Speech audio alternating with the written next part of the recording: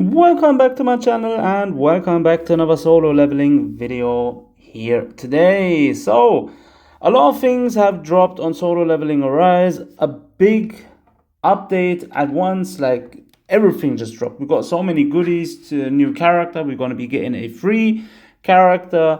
Guilds have been introduced, and with that, a new job change has been dropped. And as you can see, I've already managed to clear it. So it was actually pretty annoying, not gonna lie. But to be honest with you, I really found the previous one, the Monarch of Shadows Rebel Leader, actually a bit harder, since you actually need to do like a bit of tricks in order to beat it. This one is maybe for some easier, for some even harder. So there is a few specialties about this job change mission, right? So for this one, you're only going to be facing yourself. However, there is one thing to notice. Yourself, basically your shadow self, will be having immunity to every single element except fire. So what that means is he won't have constantly immunity, only for a couple of moments, right? So there will be a few moments where he starts like preparing,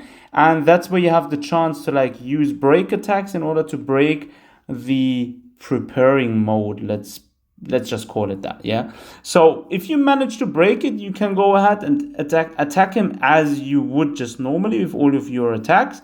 However, if you don't manage to break it in time, he will be siphoning from, or he will basically gain health from every elemental attack you're going to be using on him, right? So that's the thing. That is going to be very tricky to beat in. Now, in order to maneuver around that, the build I've chosen the Phoenix Soul weapon as a fire weapon. So even if he has the immunity to elemental attacks and weapons and so forth, the Phoenix Soul, since it's fire, is still going to hurt him. As for abilities, the skill runes, I gave the armor break, but the fire version of it, and the death stance, but also the fire version of it, right? So with that being said, as for blessing stones, these are the stones I've used, right? So definitely you're going to be needing the daily quest completion stone. This one is actually pretty handy in here, since it basically gives you like an extra chance in case you fail just before the end, right? So that's one thing. Now, the mission itself, in order to unlock it, you need to reach a total of 90,000 total power of Sung Jin Woo. That's the first.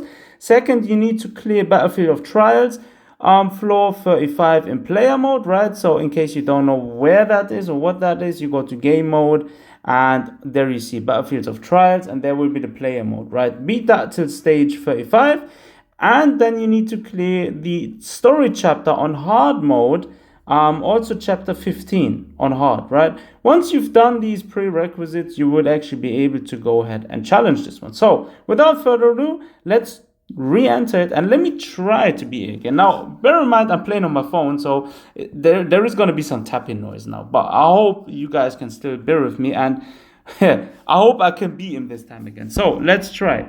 Sung Jin Woo. Boom, where we at? And there we are. So let's see, let's actually do it on semi. I wouldn't do this on auto, since it can actually mess yourself really bad up. So you always want to try and dodge at the last second. You want to really get those dodges right, because if you can actually avoid a lot of damage early on, and you would be able to inflict much more damage than you would actually normally do. So we actually managed to dodge it again. Yo, so far it's going good, actually better than the first time, to be honest with you.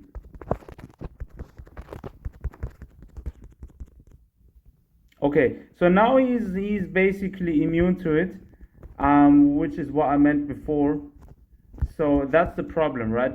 So if you're gonna attack him now with normal attacks, if you're using attacks now which aren't elemental based, which aren't fire or things like that, right? So if you're using like the normal dark damage element, for example, you will be losing a lot of time as well, because he will be regenerating off your attacks.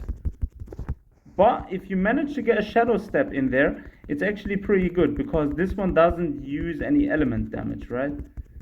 Let's Dodge it, bro. That was the last second. Let's try and get the ultimate in there. Can we actually beat him? Can we beat him this time again? First time around, I actually tried it like 3 or 4 times. On the 4th time, I think I managed to beat him at the end.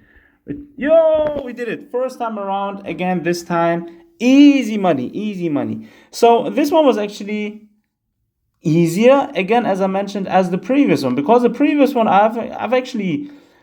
Bro, it needed me a lot of tries in order to beat the previous one. But this one was actually fairly easy in comparison to the old one. Again, as I said, just make sure you choose like a similar equipment or character setup as I have, right? If you do that, you should be alright. Because, again, as I mentioned, he will have elemental damage immunity and will regain health if you attack him with elemental damage other than fire. So choose a fire weapon. If you don't have the Phoenix Soul, right, you could also go ahead and, I don't know, use the club, for example. That's one thing you could be using, or use any other fire weapon, for example this one, or where is it, this one, right? That would also be another alternative. And as for skills, make sure you choose fire skills with fire runes.